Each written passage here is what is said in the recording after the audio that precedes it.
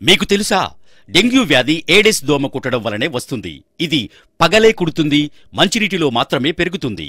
మనకు అవగాహన లేక మన ఇండ్లలో మనమే వీటిని పాత టైర్లు, పూల కుండీలు, కూలర్ల కింద వాటర్లు, ఫ్లవర్ వాజులు, నీటి డ్రమ్ములు, రోళ్లు, వాటర్ పైపులు, పగిలిపోయిన కుండలు, వాడని నీటి సంపులు, పూల తొట్లల్లో పెంచుతున్నాం. డెంగ్యూ వ్యాధి లక్షణాలు: ఈ దోమ కుట్టిన వారంలోపు తీవ్రమైన జ్వరం, తలనొప్పి, కళ్లలోపల పోట్లు, కీళ్లు కండరాల నొప్పులు, వాంతులు, కళ్ళు తిరగడం, ఆయాసం, విరోచనాలు, కడుపు నొప్పి, శరీరం మీద ఎర్రటి దద్దుర్లు లాంటి లక్షణాలు కనిపిస్తాయి. అరుదుగా చిగుళ్ళు, ముక్కు నుంచి రక్తం కారడాన్ని కూడా గమనించవచ్చు. మన శరీరంలో రక్తస్రావాన్ని అరికట్టే ప్లేట్లెట్స్ సంఖ్య గణనీయంగా తగ్గడం, రక్తం పలచబడడం ఇలాంటి లక్షణాలు కనిపించిన వెంటనే డాక్టర్ను సంప్రదించాలి. డెంగ్యూ సోకిన వ్యక్తి 1-2 వారాలలో తిరిగి కోలుకుంటాడు. అప్పటి వరకు విశ్రాంతి తీసుకుంటూ మంచి ఆహారం మరియు పండ్లు, పండ్ల జ్యూస్, మంచినీరు, ORS లాంటి ద్రవ